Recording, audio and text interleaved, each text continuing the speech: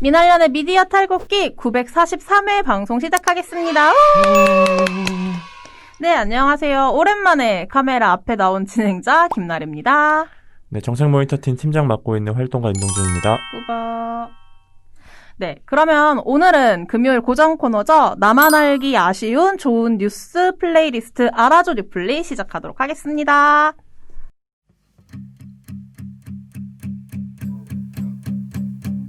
There's a fire starting in my heart, reaching a fever pitch and it's bringing me out the dark.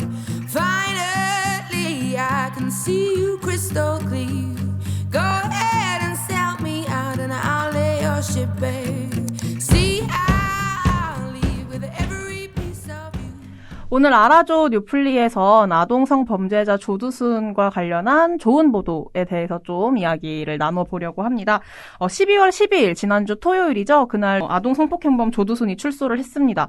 지난 미디어 탈곡기 911회 정도인가요? 그때 박채린 활동가하고 함께 당시에도 보고서를 작성해서 이야기를 나눴던 적이 있는데요.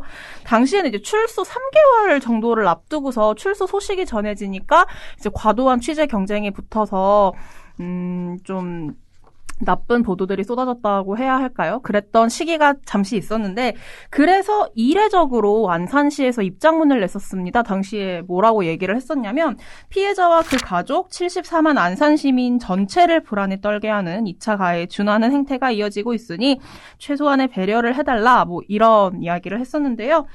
미디어 탈곡기 911회 방송에서는 박채린 활동가하고 주로 이제 나쁜 보도, 특히 그 당시에 제가 기억하기로는 조선일보가 피해자의 아버지와 인터뷰를 한 기사를 내보냈는데 그러면서 너무 과도하게 피해자의 사생활을 이야기하는 보도를 했어서 좀 그런 부분을 유의해야 한다. 좀 나쁜 보도라고 전해드렸었는데요. 본격적으로 좋은 보도를 소개하기 전에 이번 12월 12일 출소를 앞두고 그 전후로 저희가 좀 보도들을 살펴봤었어요. 관련해서 지금도 여전히 조두순 출소 전후로 보도가 쏟아지고 있죠, 팀장님. 맞습니다. 거의 뭐 매일같이 집 앞에 가서 뭐 어떻게 했다. 뭐 차 타고 여기까지 이동했다. 뭐 나올 때 귤 들고 나왔다. 뭐 이런 보도들 엄청나게 나왔거든요. 네, 그래서 시작할 때. 수치로 한번 말씀을 드려보면은 저희가 12월 10일부터 17일 목요일까지 17일 목요일 오전 11시 정도에 검색을 한번 해봤어요. 그래서 포털 사이트 다음에서 조두순을 이렇게 검색을 해봤는데 보도가 무려 약 한 2,720건 정도. 진짜 많이 나왔네요. 일주일 사이에 2,000건이 넘는 거의 한 3,000건 정도의 보도가 나왔어요. 그래서 거의 아까 말씀드렸다시피 출소 그 지점부터 집에 가는 그 장면까지 그리고 뭐 일부 과격한 행동이 나온 그런 장면들을 엄청나게 생중계하듯이 보도가 나왔다. 뭐 이렇게 평가해 볼 수 있을 것 같습니다. 네, 그리고 저도 기억에 나는 게 지금, 그러니까 출소 당일에도 물론 이제 당연히 분노하는 시민들이 그 앞에 찾아가서 뭔가 폭력행위를 하려고 했다거나 그런 사건도 있었지만, 실은 지금 안산에서 그 조두순 씨가 살고 있는 것으로 확인되는 그 자택 앞에 많은 유튜버 분들이 몰려가서 또 그거를 찍고 뭐 그렇게 지금 진행이 되고 있는데, 네, 그래서 뭐 이제 임동준 팀장님이 말씀하신 것처럼 대충 한 2,700건 지금 그게 목요일 오전 11시까지 센 거라고 했으니 지금 보면 한 3,000건은 됐을 것 같다라는 생각이 드는데요. 이게 무슨 이야기가 주로 다뤄지고 있는지도 좀 살펴보면 좋을 것 같아요. 주로 어떤 이야기들이 나오고 있죠? 조두순을 검색했을 때? 네, 뭐 이런 내용들이 사실 많이 보셨을 것 같은데 집 앞에 유튜버들이 진치고 있다. 저 봤죠. 이런 내용들이 있고요. 그래서 유튜버들이 또 폭력 행위를 했다. 이런 내용들이 또 하나가 있고. 자기들끼리 싸우고 뭐 짜장면을 먹었네. 맞습니다. 그리고 조두순 후드티를 제작한 디자이너가 논란이 되고 있다. 네, 이런 기사가 또 하나 있었고요. 그리고 조두순이 출소 후에 받는 뭐 특별 준수사항, 7년 동안 심야 외출이 안 되고 과도한 음주가 안 되고 이런 내용들, 이런 것들이 지금 다뤄지고 있는 상태입니다. 저는 솔직히 조두순 그 아동 성폭행범을 향하는 국민적 분노는 저는 당연히 이해가 가거든요. 이해가 간다고 말을 한다기보다는 저도 솔직히 겨우 12년의 징역형을 치르고 나왔기 때문에 더 이상 그에게 법적으로 뭔가 책임을 물을 수 없다는 게 굉장히 참담한 심정이기는 합니다. 또 조두순 출소 당일에 그 취재 현장에서 조두순 씨가 보였던 그 행동들이 있잖아요. 좀 뭐 뒷짐을 지고 있다든지 포토타임을 갖는다든지 그런 행동을 하는 거를 보면 저도 굉장히 가슴에서 분노가 들끓기는 하거든요. 하지만 그렇다고 해서 그의 자택 앞에 찾아가서 생방송을 하는 유튜버들 혹은 뭐 아프리카 BJ들의 행동이 과연 옳은가? 그건 또 저는 별개의 문제라고 보거든요. 맞습니다. 저도 비슷하게 생각을 하고요. 일단 분노를 할 수 있다. 그리고 그럼요. 분노의 지점이 당연하거든요. 그러니까 일단 그 성폭행이라는 행위 자체 성범죄자에 대한 분노를 느끼는 거는 너무 당연지사인 거잖아요. 근데 그 분노를 어떻게 이용하거나 어떻게 소비하거나 이의 방식은 저는 네. 다르게 봐야 한다고 생각이 네, 들거든요. 특히 유튜버들이나 그 뭐 인터넷 방송인들이 하는 일부 인터넷 방송인들이 하는 행위는 네. 분명히 분노를 본인들의 장사에 이용하는 행태거든요. 네. 근데 이런 것들은 당연히 지양되어야 되는 게 맞고, 그리고 그쵸. 실제로 이런 식의 피해가 바로 벌어지고 있잖아요. 같은 아파트에 사는 주민들이 피해를 호소한다던가. 네. 그래서 결국 안산시가 대응에 나섰잖아요. 유튜브에게. 네, 유튜브랑 네. 아프리카 네, 방송에. 안산에서 진행되는 그 조두순 씨가 거주하고 있는 그곳에서 진행되는 방송들을 멈춰달라라는 네. 요청까지 할 정도로. 그래서 저는 이건 별도의 문제로 봐야 한다. 성폭행범에 대한 분노, 성폭행 행위에 대한 분노와 성폭행범이 단죄를 받지 않은 것에 대한 분노는 네. 분명히 있을 수 있는 것인데 그 분노를 악용하는 것들에 있어서는 우리가 경계를 해야 한다라는 생각이 듭니다. 전 그거랑 또 비슷하게 조두순 집 앞에서 벌어지는 그런 행위들을 하나하나 기삿거리로 만들어지는 부분에 있어서도 만들고 있는 기자들에 대해서도 좀 분명 비판이 필요하다 뭐 그런 생각이 들어요. 근데 사실 그러니까 저는 수위의 문제라고 생각을 하는데 그러니까 극단으로 간 케이스들이 그 논란이 된 인터넷 방송인들이라면 그쵸? 사실 저는 그 극단으로 가지 않더라도 이용해 먹는 행태를 분명히 언론도 하고 있다. 네. 그러니까 굉장히 자극적인 제목을 뽑거나 저는 그 귤을 들고 나왔다라는 거에 포커스를 맞췄다라는 건 누가 봐도 이거 보세요. 귤을 들고 나왔습니다. 분노하세요, 여러분. 이런 식의 흔히 말하는 제목 장사라고 생각을 하거든요. 네네. 근데 과연 조두순이 귤을 들고 나왔느냐, 귤을 들지 않고 나왔느냐가 중요한 게 아니라 네. 조두순이 출소 이후에 재범을 일으키지 않으려면 어떻게 대책을 세워야 하는지 그렇죠. 그런 대책이 정말 잘 세워져 있는지 점검을 하는 게 필요한 거고 네. 조두순과 같은 범죄자가 나오지 않으려면 우리가 제대로 된 안전망을 갖춰야 하는데 그런 안전망이 갖춰져 있는지 이런 걸 점검하는 게 필요한 거잖아요. 지금 말씀해주신 것 관련해서는 저희가 오늘 뭐 좋은 보도라고 소개하기는 좀 그래서 가져오지 않았지만 한국기자협회에서 관련해서 뭐 입장문 같은 것처럼 뭘 하나 냈어요. 조두순 사건 선정적 보도 유튜버와 다를 게 뭔가라고 해서 기자들 안에서 뭐 각성을 했으면 좋겠다라는 취지의 글이 하나 올라왔었는데 그런 거는 뭐 너무 당연한 이야기라 좀 입 아프긴 하지만 다시 한번 이번 사태를 통해서 기자들이 어떻게 보도를 해야 하는지 좀 그런 부분을 짚어보면 좋겠다라는 생각이고요. 이런 휘발성이 높은 기사들이 우후죽순 쏟아지고 있는 상황에서 그럼에도 알아줘 뉴플리에서 오늘 좋은 보도를 가지고 이야기를 해보려고 합니다. 임동준 팀장님이 오늘 가지고 온 나만 알기 아쉬운 좋은 보도는 무엇인가요? 사실 오늘 소개할 좋은 보도 이전에 제가 좋은 보도를 검토하다가 이것도 약간 네. 후보작으로 넣었다가 선정하지 않은 네네. 이게 하나가 있는데 그게 뭐였냐면 미디어스의 12월 9일자 보도였습니다. 김혜인 네. 기자의 보도였는데 제목은 조두순 출소 불안감 부추기는 보도 성행이었어요. 이게 그래서 조두순 씨가 출소하기 전에 언론 보도들이 어땠는지를 비평한 보도였는데 네네. 이 보도들에서 나온 특징이 뭐였냐면 굉장히 불안감을 일으키는 제목을 네, 엄청나게 사용하고 맞아요. 있다 언론이. 네. 그래서 여기서 언급한 사례들이 YTN 다운표 치고 조두순 전파의 성적 욕구 느낀다고 해. 에? 교도소 동기 증언. 그리고 뭐 중앙일보 조두순 CCTV 전파 탓하며 음란 행위 등 이상 행동 10일 출소. 그러니까 이 다운표 하나를 가지고 이용해 먹은 이 언론사들이 굉장히 많아요. 이게 뭐냐면은 동료 수감자가 네. 교도소 동기였던 이 수감자가 이런 얘기를 했다라는 네네. 것만 가지고 다운표를 엄청나게 따서 다 보도를 한 거예요. 그런 다음에 왜냐면 내용이 일단 자극적이네요. 그렇죠. 그런 다음에 특히 중앙일보 같은 경우는 굉장히 노골적이죠. 뒤에다가 10일 출소를 붙입니다. 이런 사람이 10일 날 출소한다. 이런 식의 뉘앙스를 딱 던져주는 거죠. 그래서 누가 봐도 굉장히 불안하잖아요. 그렇죠. 전파를 탓하면서 뭐 성적 욕구가 일어난다고 한다. 근데 10일날 출소를 하는데 굉장히 불안하게 만드는 보도의 제목들이 엄청나게 나오고 있다라는 거죠. 그래서 이런 류의 것들과 마찬가지로 네. 이런 보도들이 엄청나게 나왔다. 비단 지금 언급한 매체뿐만 아니라 다른 매체에서도. 그래서 이런 부분을 먼저 선제적으로 이 12월 9일날 이제 짚은 거죠. 언론이 이 10일날 조두순이 출소를 하는데 이렇게 보도를 하고 있는 게 맞느냐라고 지적을 한. 네.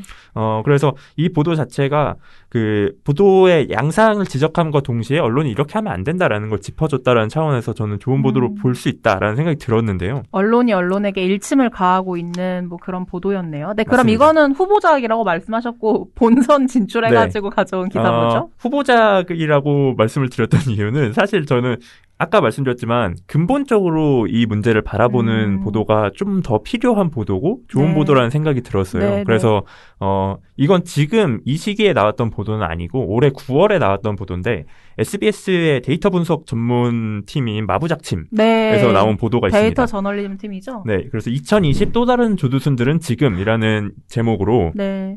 나왔던 보도였는데 사실 마부작침 제 개인적인 평가로는 마부작침이 워낙 좋은 보도를 많이 내기 때문에 네. 이 보도가 마부작침 보도들 중에서는 엄청 가장 뛰어난 보도다라는 생각은 안 들었어요. 근데 이 마부작침 이 보도와 지금 나오고 있는 보도들을 비교해 봤을 때 네. 이 보도만한 보도가 과연 나오고 있는가? 그렇죠. 저는 단연코 아니라고 보거든요. 이 보도가 굉장히 좋은 이유를 그래서 오늘 좀 설명을 드리려고 가지고 와 봤는데요. 네네. 마부작침 보도 같은 경우는 일단 기본적으로 뭘 했냐면 조두순 한 명에게 포커스를 맞추는 게 아니라 성범죄자 판결과 이 판결이 어떻게 나왔는지에 대해서 데이터적인 분석 방법으로 접근을 하는 거거든요. 그래서 제목이 2020 또 다른 조두순들은 지금이군요. 제목이 맞습니다. 그래서. 네. 그래서 주요하게 짚었던 내용은 판결 내용에서 훨씬 더 수위가 강해 보이는 사건이 있고 수위가 조금 덜해 보이는 사건이 있는데 그 형량 판결이 굉장히 들쭉날쭉하다. 재판장마다의 그거에 따라 각각의 결과가 나온다? 네, 맞습니다. 일종의 판결의 형평성이 깨진 것 아니냐라는 지적이 일단 있었고요. 네. 그리고 뭐 이것과 연결돼서 그 양형 기준에 대해서 적용을 하는 것들이나 네. 이런 법적인 판단, 이 재판에서 벌어지는 판사의 판단이 굉장히 중요하게 영향을 끼치고 있는데 그것만으로 이 일종의 기준을 세워놓는 게 완벽하지 않다라는 지적을 한 거였어요. 네. 그래서 그런 부분이 일단 1차적으로 눈에 띄었던 거였고요. 네. 그리고 한 가지 더 눈에 띄었던 부분은 마부작침이 이 전자발찌 제도의 문제를 네. 또 같이 지적을 했습니다. 그래서 전자발찌 제도가 물론 이 재범 방지율 차원에서는 굉장한 효과를 보였습니다. 근데 다른 범죄와 비교를 해봤을 때 전자발찌를 부착하게 하는 다른 범죄와 비교를 해봤을 때 성범죄에서는 네. 재범률이 여전히 높다라는 거죠. 비교를 해봤을 때. 근데 그 원인이 무엇일까에 대해서 조금 더 찾아보니 제도가 바뀌어서 이른바 조두순법이라는 법이 만들어진 이후에 네. 감찰을 하게 되는 이 과정은 더 까다로워졌는데 실제로 이 감찰을 수행할 인력은 충원이 되지 않은 거죠. 그럼 감찰을 한다라는 건 무슨 의미예요? 그럼 성범죄자들을 주기적으로 찾아가고 어떻게 하고 있고 그런 전반적인 성범죄자들의 뭐 일상을 매일 감시한다 그거예요? 실제로 이 전자발찌를 부착하게 되면 위치와 그쵸. GPS로. 네, 이런 정보들이 관제센터로 전달이 됩니다. 네네. 그러면 관제센터에서 1차적으로 보게 되고 그리고 그러다가 문제가 있으면 지역 이 보호 관찰, 파출소도 그런데. 맞습니다. 지역 보호 관찰소로 전달이 되고요. 그러면 네. 2차 감독을 하게 되는 역할이 되는데, 네네. 근데 이 과정에서 이 관찰을 담당하는 감찰관들이 네네. 인원수가 제대로 늘어나지 않은 거예요. 네. 무슨 말인지 이제 좀 이해가 되네요. 그렇죠. 그래서 시스템은 좀 더 복잡해지고 좀 더 많아졌는데 맞습니다. 그 과정이 많아졌는데 네. 그만큼 인력 충원이 안 됐다. 맞습니다. 그래서 결론적으로는 그 조두순법이 조금 더 치밀하게 네. 관찰을 하게끔 만든 법은 맞는데 네네. 그 치밀하게 관찰을 할 인력 충원이 안 되다 보니까 기존 인력들이 오히려 관찰 대상이 늘어나면서 부하가 생기는 상황이 네. 된 거죠. 그래서 실제로 경찰에서도 인력 충원이 필요하다라는 주장이 나왔었고 당시 국회에서도 인력 충원을 위해서 제도를 만들자 그리고 네. 지원을 해줘야 한다, 예산 지원을 해줘야 한다라는 얘기가 나왔는데 네. 이게 제대로 이루어지지 않으면서 사실상 조두순법이 생겼는데 오히려 이 관찰하는 제도에 허점이 더 드러나게 되는 부분이 있었다라는 걸 지적을 한 거였고요. 저 지금 보니까 관련해서 비슷한 내용을 다룬 이것도 SBS거든요. 보니까 올해 9월 기준 34,000여 명에 달하는 보호관찰 대상을 관리하는 인력이 310여 명이라서 이게 1인당 112명을 계속 지켜봐야 되는데 이게 OECD 평균 4배에 달하는 기준이라고 하네요. 뭐 이거는 일반 보호관찰 대상자들 뭐 이야기까지 포함한 것 같긴 한데 정말 좀 성범죄자는 얼마나 돼요? 보호관찰을 하는 1인당 그게? SBS가 확인한 내용을 보면은 조두순법이 시행된 뒤에 보호관찰관 1명에 맞는 전자발찌 부착자가 13.2명에서 14.7명으로 늘어났습니다. 약 한 1.5명 정도. 그래서 전자감독제를 실시하고 있는 미국 같은 경우 애리조나주의 기준인데 10명, 그리고 영국은 9명, 스웨덴은 5명. 이렇게 인력과 비교를 해봤을 때 굉장히 큰 차이죠. 스웨덴과 특히 비교를 하면 거의 뭐 3배 정도의 차이가 나는 거죠. 그래서 법무부가 보호관찰관 302명을 증원을 요청을 했어요. 네네. 근데 실제로는 거의 3분의 1 정도가 깎였고, 네. 3분의 1 정도로 깎였고, 국회 심의도 통과를 못했습니다. 그래서 이 법안을 대표 발의했던 표창원 전 의원이 SBS와 인터뷰를 했는데, 보호관찰관 숫자가 늘어나야 되는 거는 당시에도 너무 상식적인 얘기였다. 네. 근데 매년 적어도 한 30에서 40명씩 증원을 해서 장기적으로 보호관찰관 2배 정도 증가시키는 게 바람직하다. 이런 얘기도 했습니다. 그리고 마부작침 보도 중에서 또 하나 눈에 띄었던 게 성범죄자 알림이 서비스에 대한 지적이었는데요. 그러니까 핵심은 이겁니다. 성범죄자 알림이 서비스에 주소를 확인할 수 없는 성범죄자들이 있다. 네. 그리고 실제로도 존재합니다. 정말 SBS가 지적한 것과 같이 주소가 등록이 안 되어 있는 인물들이 존재하거든요. 네. 그래서 이렇게, 그러니까 사실 어떻게 보면 이것도 관리의 차원인데, 그렇죠. 관리가 제대로 이루어지지 않고 있다라는 거를 짚어준 거예요. 관리가 미흡하다는 점을 맞습니다. 좀 짚어주는. 그래서 정보 공개를 정부가 치밀하게 하고 있다라고는 하지만 실제로는 빈틈이 있고 사각지대가 있었다라는 걸 짚어준 겁니다. 좀 그 임동준 팀장님의 이 좋은 보도, SBS 마부작침 2020년 또 다른 조두순들은 지금 보도하고 관련해서요.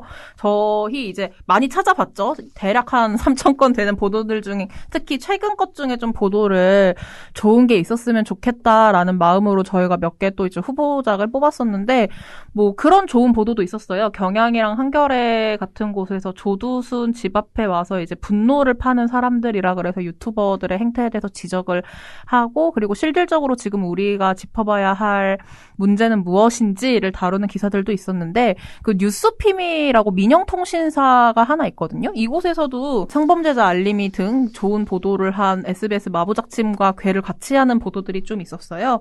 이게 출소 직전인 10일부터 출소 당일 12일까지 여기서도 기획 시리즈로 제목이 우리 곁에 조두순이라는 보도였는데요. 이게 해당 기사를 살펴보면은 얼마나 많은 성범죄자들이 이제 솜방망이 처벌을 받고 가해자가 일상으로 돌아오고 오히려 피해자들이 숨어야 하는 뭐 법의 구멍을 찾은 그런 좋은 보도였는데요. 특히 이제 제가 이제 다 같이 좀 이제 논의를 하면서 찾아봤던 것 중에 좀 좋았다라고 짚었던 게 무엇이었냐면, 시리즈 마지막으로 보이는 3번째 보도에서 성범죄자 알림이 사각지대를 다룬 것이었는데, 이게 뉴스핌의 이학준 기자가 직접 성범죄자 알림이에 나오는 일부 성범죄자 거주지를 가봤더라고요. 그런데 가보니까 이게 자택이 아니라 공장이나 호텔로 등록이 돼 있던 거였어요.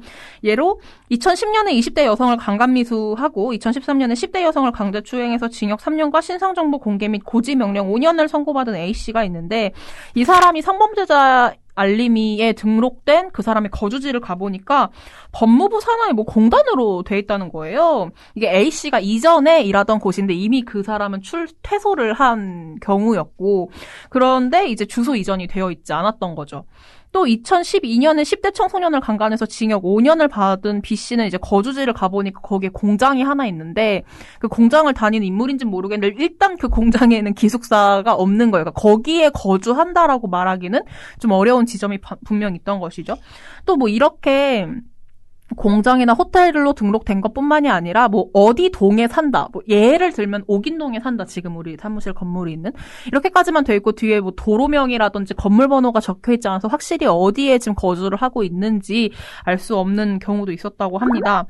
네, 그래서 오늘 알아줘 뉴플리에서 가져온 기사들이 지금 오늘 임동준 팀장님의 말처럼 조두순이라는 아동 성범죄자 한 명을 악마화해 그의 서사를 다루고 플래시 세례를 내리는 것보다 훨씬 지금 우리 사회에 필요한 기사들이 아닌가. 뭐 법의 빈틈을 찾고 사각지대를 찾아서 조금이라도 더 이 성범죄 관련해서 더 법을 강화시킬 수 있는 길을 나아가는 보도들이 좀 더 좋은 보도이지 않을까? 그래서 오늘 한번 이야기를 나눠보았습니다. We could have had it all. We could have had it all. It all, it all, it all. We could have had it all. Falling in the deep. You had my heart inside of your hand, and you played it to the beat. 네, 오늘 그래서 제가 가지고 온 곡은 아델의 롤링 인 더 딥이라는 노래를 가지고 왔는데요. 네, 이 노래가 뭐 굉장히 가사 내용을 보면은 그 분노하는 가사예요. 분노를 표출하는 가사거든요. 네. 근데 저는 분노에 대해서 분노가 틀렸다라는 이야기가 아니라 네. 분노를 표출하는 방식을 언론이 제대로 해야 한다. 그러니까 아까도 말씀드렸지만 사실 분노하는 것 자체는 당연지사고 네. 기자도 사람이기 때문에 분노할 수 있습니다. 얼마나 꼴보기 네. 싫겠어요. 죄송해요. 네. 얼마나 꼴보기 싫겠습니까? 네, 그래서 그 분노를 표출하는 방식을 기자라면 언론답게 기자답게 분노를 표출해야 한다. 단순히 분노했기 때문에 내가 분노했으니까 사람들도 분노하는 기사를 써야겠어 이런 게 아니라, 그리고 특히 저는 그런 기사의 기반에는 분노를 이용해서 클릭수 장사를 하겠다라는 게 배경에 깔려 있다라고 보거든요. 네, 이 단순한 분노가 아니잖아요. 이게 이 제도를 바꿔달라, 그리고 네. 더 안전한 세상을 만들어달라라는 분노이기 때문에 언론이 클릭수 장사에 이걸 이용할 게 아니라 제도적 변화를 위해서 우리 제도에 어디에 빈틈이 있고 어떤 걸 바꿔야 하는지 그런 걸 좀 이야기해야 한다라는 차원에서 그래서 분노가 담긴 노래를 하나 가지고 와봤습니다. 네. 오늘 그래서 아마 이제 앞에서 롤링 인 더 딥 노래를 저희가 틀어드려서 들어보셨을 텐데 워낙 유명한 명곡이잖아요. 이게 제 대학생인가? 뭐 그때 고딩인가? 뭐 그때쯤 나왔던 노래 같은데. 네. 근데 저는 뭐 저희가 지금 방송을 하고 있는 이 순간에도 아마 조두순 관련 보도들이 계속 쏟아지고 있을 거예요. 좀 이따 내려가서 3,000건이 됐는지 한번 확인을 해보고 싶은데. 그리고 지금 이 순간에도 조두순 집 앞에서 여전히 카메라를 들고 방송을 하려고 하는, 혹시 그 앞에서 뭔가 어떤 자극적인 행동을 하고 있는 유튜버 분들이 있지 않을까? 그런 생각이 드는데, 그런 유튜버 분들 사이에서 지금 굉장히 화제가 되고 있는 영상 중에 그런 유튜버 분들을 향해서 일침을 가한 한 시민분이 계셨잖아요. 그분이 이제 이야기를 하는 게 또 다른 한 명의 유튜버의 그 실시간 방송을 통해서 생중계가 됐었는데, 그분이 한 발언이 뭐였냐면 12년 전에 당신들이 도대체 무엇을 하고 있었냐. 정말로 뭐 아동 성범죄 이런 거에 분노해서 당신들이 온 게 아니라 그저 구독자 수 좀 늘리고 후원을 받으려고 이곳에 온 것 아니냐, 뭐 이렇게 일침을 가하셨었는데, 이게 비단 유튜버들만의 문제는 아니라는 생각이 저희는 들어요. 언론도 조두순이라는 이름 하나로 클릭 수를 높이려고 하기보다는 앞으로 한국 사회에서 아동 성범죄가 단절될 수 있도록 좀 문제를 짚고 대안을 모색하는 그런 보도를 많이 하기 바랍니다. 네, 그럼 오늘 방송은 여기서 마무리하고요. 네, 그럼 오늘 알아줘 뉴플리 좋은 보도 SBS 마부작침의 2020년 또 다른 조두순들은 지금 소개해드렸었습니다. 그럼 저희는 다음 주 방송으로 돌아올게요. 민원을 연애 미디어 탈곡기는 내일도 열심히 털어드리겠습니다. 탈탈탈 안녕.